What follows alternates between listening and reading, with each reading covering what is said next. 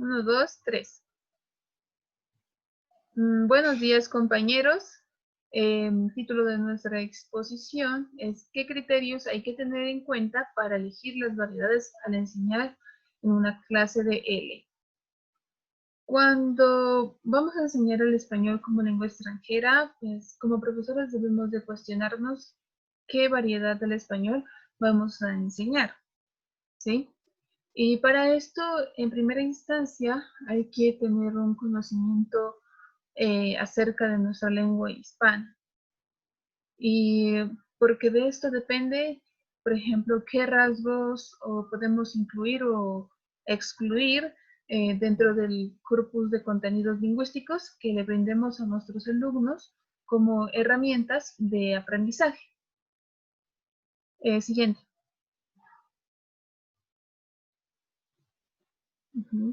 Entonces, antes de eh, enseñar una variedad lingüística en específico, deberíamos de hacer que nuestros estudiantes sean conscientes de la gran variedad geográfica que tiene nuestra lengua. Entonces, en ese sentido, se le debe de informar que el español es hablado por 21 países como lengua oficial y es hablado por más de 50 millones de hablantes. Además, este es estudiado como lengua extranjera por más de 14 millones de estudiantes. En este sentido, también un profesor que quiera enseñar español como lengua extranjera debe de tener en cuenta los siguientes conceptos. En primer lugar, ¿qué es una variante lingüística? Este es un conjunto de rasgos diferenciales con relación a la lengua estándar que utiliza un usuario o un grupo de usuarios de una lengua. Ahora bien, dentro de las variantes lingüísticas encontramos la primera, que sería geográfica, que esta depende del lugar en donde esté situado el hablante. Entonces, por ejemplo, encontramos que en España se dice bañador, en Chile se dice traje de baño y en Argentina malla. También podemos encontrar, por ejemplo, que en Argentina se dice eh, ramera y aquí en Colombia le decimos camiseta. ¿Listo? También está la variante histórica. La lengua cambia con el tiempo y pues algunos conceptos desaparecen. Por ejemplo, antes se decía botica y hoy decimos farmacia. Antes se decía pilicender, ahora decimos cerveza. La siguiente variante son las sociales. Estas responden, pues obviamente, a las variantes sociales y estas variantes sociales responden al sexo, a la edad, a nuestro nivel académico, a nuestra profesión, a nuestro grupo social. Por ejemplo, un médico informa acerca de la operación con el nivel coloquial si es hacia una familia, ¿sí? Cómo salió el paciente de una operación, pero lo comunica en un nivel coloquial. Pero si tiene que expresarlo frente a los medios, él debe hacerlo de una manera mucho más culta. Bueno, la siguiente variante sería situacional. No, atrás, por favor.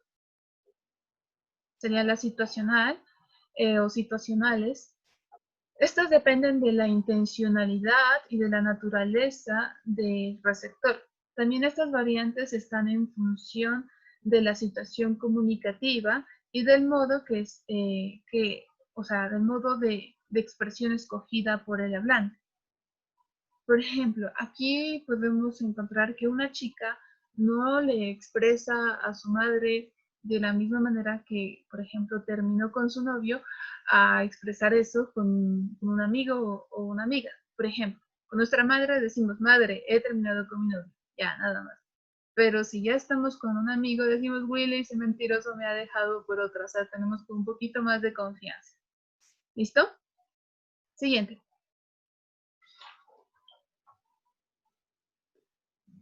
También el siguiente concepto de que debemos de tener en cuenta es qué es norma, ¿sí? Las normas son un conjunto de reglas que determinan el buen uso de una lengua. Todo lo que es una norma lingüística es habla, pero no todo lo que es habla es una norma lingüística. Por ejemplo, he comprado una moto. Esto es habla y es norma. ¿Por qué es habla? Porque ya se lo ha dicho. Y norma porque está bien escrito, ¿sí? Pero si digo, he comprado una moto, es habla, pero no es norma. O sea, ya se ha dicho, entonces es habla, pero no es norma porque está mal escrito. ¿Listo? Ahora también tenemos que tener en esta parte el concepto de habla, que es el empleo particular que un hablante concreto hace de una lengua en una situación de comunicación determinada. Entonces, habla es prácticamente lo que yo estoy haciendo en este momento. Estoy hablando, ¿sí? Puede ser que te esté hablando bien o mal, pero lo estoy haciendo. El siguiente sería dialecto, que son subsistemas de la lengua utilizados por grupos de población asentados en un espacio determinado. Siguiente.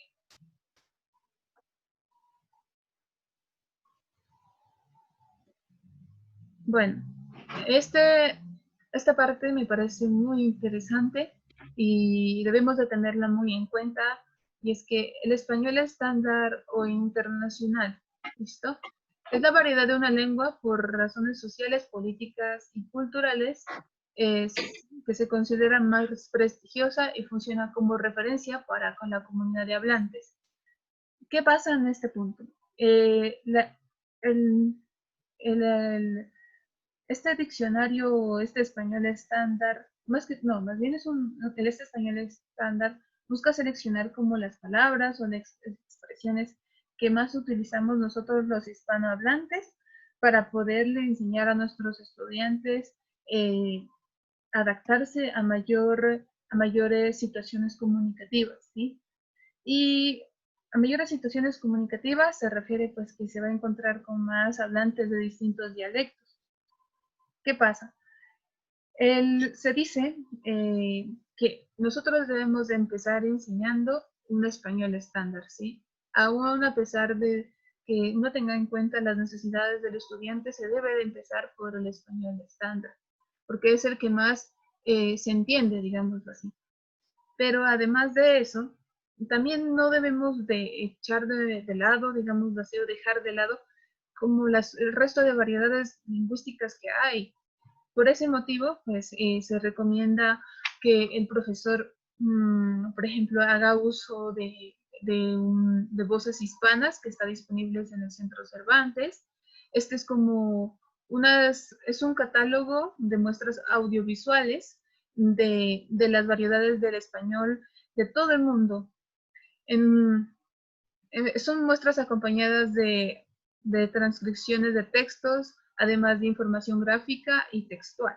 Pero no solamente también encontramos eso, también encontramos el diccionario latinoamericano, donde podemos encontrar varias palabras coloquiales y además uno puede agregar alguna palabra coloquial aquí y le podemos enseñar pues al alumno un poco más de lo que es las variedades lingüísticas de nuestra lengua. ¿Listo?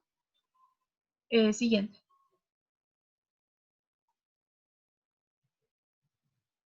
Yazle. Bueno, continuando con nuestra exposición, vamos a tomar de referencia el marco común europeo, que sostiene que los estudiantes que estudian lenguas extranjeras deben ser conscientes de las variedades del uso de la lengua, gracias a la competencia sociolingüística. ¿Pero qué es la competencia sociolingüística? Es un conjunto de conocimientos que nos permiten comprender y producir una infinidad de oraciones gramaticalmente correctas. ¿Qué quiero decir con esto? Que lo que comprende son conocimientos y las destrezas necesarias para abordar el ámbito social. Cuando hablamos de competencias sociolingüísticas, hablamos de marcadores lingüísticos. Los marcadores lingüísticos, por ejemplo, son la clase social, son el origen regional o el grupo étnico. Bueno, cuando hablamos de variedad, una variedad es inherente a las lenguas habladas.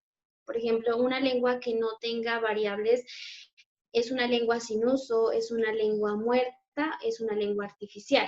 Por lo tanto, para seleccionar las variables adecuadas para la enseñanza del español como lengua extranjera se debe tener estos 3 puntos. El primero es el español de un solo lugar.